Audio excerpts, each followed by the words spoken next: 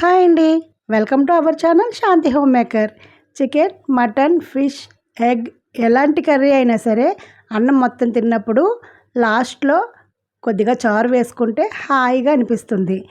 ఇలాంటి చారు కనుక వేసుకున్నారంటే అన్నం మొత్తం డైజెషన్ అయిపోతుంది. చాలామంది చాలా రకాలుగా రసాలు పెట్టినా నేను పెట్టిన ఈ చారు ఒకసారి చూసేద్దాం. Let's start video.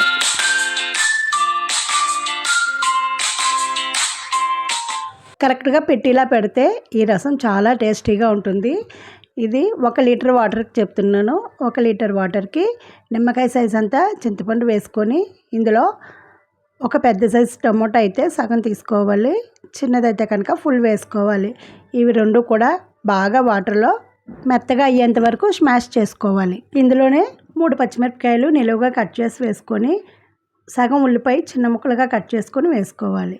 ఇందులో రుచికి సరిపడేంత ఉప్పు, కొద్దిగా పసుపు, కొంచెం కారం వేసుకోవాలి.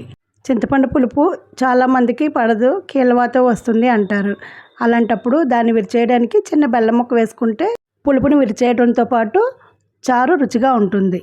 ఇందులో ఫ్రెష్గా కడిగి వేసుకున్న పుదీనా, అలాగే సన్నగా తురుము పెట్టుకున్న కొత్తిమీర వేసుకుంటే మరిగినప్పుడు మంచి ఫ్లేవర్ అయితే వస్తుంది. దీనిని హై ఫ్లేమ్లో పెట్టుకొని బాగా మరిగించుకోవాలి. ఈ మరగడంలోనే ఈ రసం రుచి అన్నది బాగుంటుంది. అన్నీ వేసుకొని 5 నిమిషాల్లో హై ఫ్లేమ్లో పెట్టి మరిగించుకుంటే రసం రెడీ. 2 నిమిషాల్లో పోపు వేసుకుంటే రెడీ అయిపోతుంది. దీన్ని స్టవ్ నుంచి దించుకొని వేరే బాండిల్ పెట్టుకొని పోపు కోసం 2 స్పూన్ల ఆయిల్ వేసుకోవాలి. ఆయిల్ హీట్ ఎక్కిన తర్వాత 1 స్పూన్ ధనియాలు, 1/2 స్పూన్ జీలకర్ర, 1/2 స్పూన్ వాము వేసుకోవాలి. వాము వేసుకుంటే రసం చాలా రుచిగా ఉంటుంది. 1/2 స్పూన్ మినప్పప్పు, 1/2 స్పూన్ మెంతులు, 10 మిరియాలు వేసుకున్న తర్వాత 3 ఎండుమిర్చి చక్కగా చిన్న ముక్కలు కట్ చేసుకొని వేసుకోవాలి. ఇందులోనే 2 రెమ్మల కరివేపాకు వేసుకోవాలి. వేసుకొని ఇవంతా మంచి కలర్ వచ్చేంత వరకు వేయించుకోవాలి. ఇవన్నీ కూడా ఆయిల్లో ఫ్రై చేసుకొని రసంలో వేసుకుంటే రసం మంచి ఫ్లేవర్తో పాటు చక్కని రుచి కూడా వస్తుంది. ఇవన్నీ వేసి చారు పోపెడుతున్నాం కాబట్టి ఇది అన్నం తినగానే డైజెషన్ అయిపోతుంది. చాలామందికి అన్నం తిన్నాక అదే కంచంలో చారు వేసుకొని తాగుతారు. అలా తాగినప్పుడు ఈ చారు అయితే చాలా రుచిగా ఉంటుంది.